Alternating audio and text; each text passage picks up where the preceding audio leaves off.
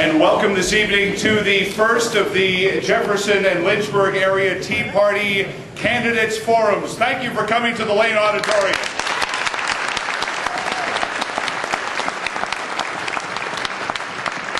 All right, that was a dry run. You did great. You did great. Okay, 10 seconds now.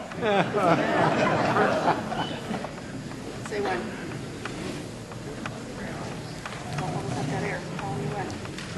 See what happens when you leave? You just do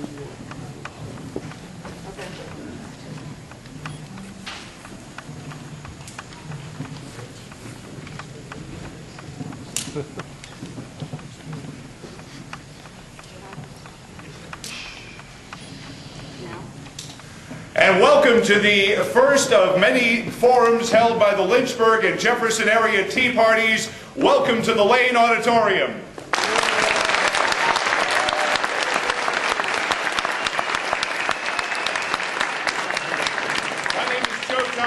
And we are also broadcasting live to Central Virginia on News Talk 1260 AM and 94.1 FM, WCHV. So thank you again for coming. I'm going to turn things over right now to one of the two people who helped put this together, chairman of the Lynchburg area Tea Party, ladies and gentlemen, Mark Lloyd.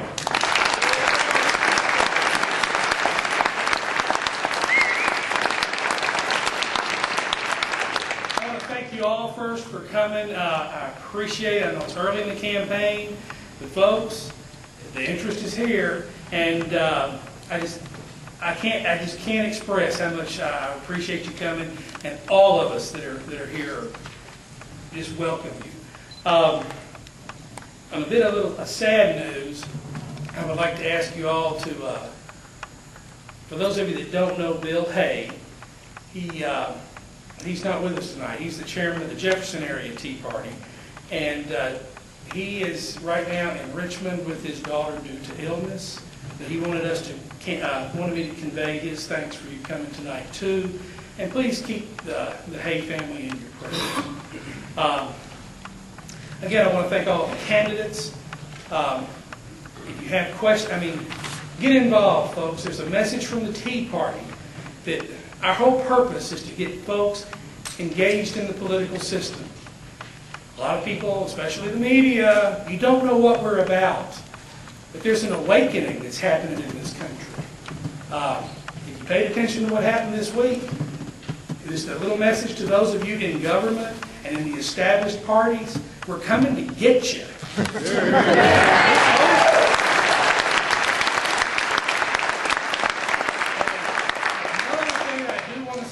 And all of us too, thank God that He gave us the second Boston Tea Party, and say welcome to Central Virginia.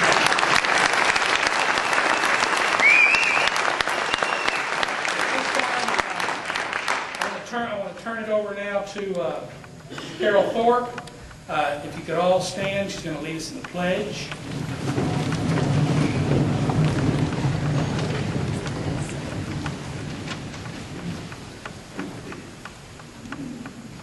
I pledge allegiance to the flag of the United States of America and to the republic for which it stands, one nation, under God, indivisible, with liberty and justice for all. Thank you all. Again, my name is Carol Thorpe. I'm the representative and liaison for this evening's event for the Jefferson area Tea Party. I'd like to welcome all of our local Tea Partiers, our local patriots, those of you who traveled from far and wide to be here tonight and got here safely. Thank you very much. And now, again, from WCHV Radio, Joe Thomas. Thank you.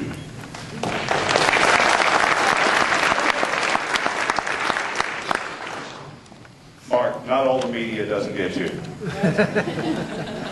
I'm going to make this short because it's my honor to be the broadcast source of this on the air tonight, and I thank all those who are listening at home who want to find out more about these folks. So I'm not going to take any more time with me. I just want to take some time to introduce the gentleman who will be our moderator for this evening, a gentleman who I only just found out is one of us here in Central Virginia and a conservative, the editor of the intelligent, the intellectual, all of a sudden I got it. The intellectual activist.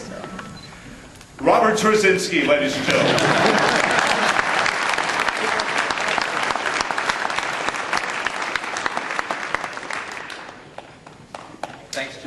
and welcome everyone. Now, since this forum is sponsored by the Tea Parties, I want to begin first by saying something to all the Tea Party people in attendance, everyone who helped to organize the Tea Party events, but also anyone who attended the rallies, who have given this movement their sympathies.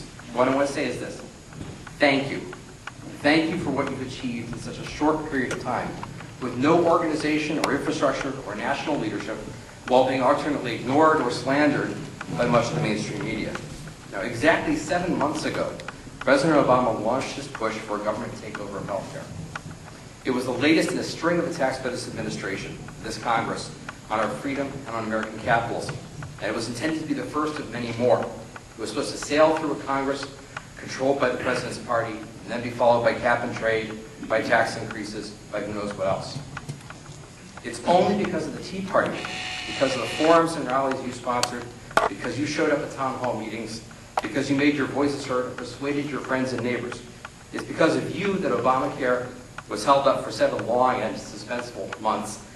It was held up until it finally be rejected by the voters in a way so clear and so effective that the bill is now effectively dead, along with much of the rest of the administration's far-left anti-liberty agenda.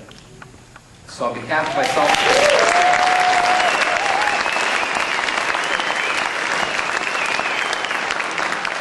my family, I want to say thank you for standing up to preserve our precious liberty. Tonight's forum is an important and logical next step for the Tea Party movement. We've been very clear so far about what we're against. And this event allows us to define and promote what we're for. It gives us a chance to make sure that this November we'll be able to vote for something better than just the lesser of two evils. What we're for, in a word, is liberty, which means individual rights, economic freedom, and a representative government that answers to the people.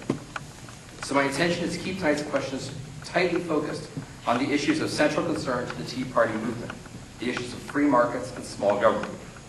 Now, in the spirit of the Tea Party movement, the questions I ask tonight will be drawn from suggestions sent to us by Tea Party members from across the 5th District, though I've added a few questions of my own. And what I'm hoping we will find out is not just the positions of these candidates on specific issues, but also something wider, their core values and their basic philosophy on the proper role of government. Now, it's customary when someone's running for office that they have to run the gamut of various special interests, answering the concerns of each one. Far too often, though, this can degenerate into a process in which the candidate is expected to tell each interest group what government benefits he is going to generously provide to them at our expense. So it's high time that the candidates were made to answer to a group that recognizes, over and above any of these special interests, that all of us have a fundamental and overriding interest in liberty. Now, you may notice a conspicuous absence, or perhaps a conspicuous presence. State Senator Robert Hurt chose not to be here with us tonight. So Carol has finally made sure that he is here in spirit.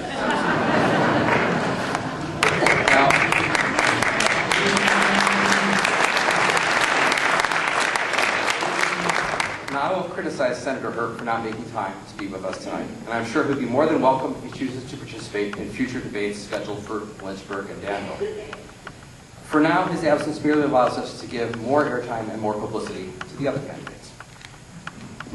Now, one other thing I also want to point out is we have here, people will be passing out, or we'll pass out at the end, a straw poll that you can fill out, basically saying, which candidates do you think performed best tonight, which candidate are you for, as well as, things that you'd like to see the Tea Party movement do, things that, feedback on what we should be doing next and what sort of issues interest you most.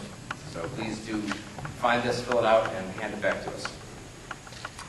Now, since we're still so early on in the process of the primary, I'd like to begin by offering the candidates 90 seconds each to introduce themselves to the voters, to tell us something about who they are, why they're running for Congress, and why we should give them our vote. Now, we'll begin on the far end with Ken Boyd.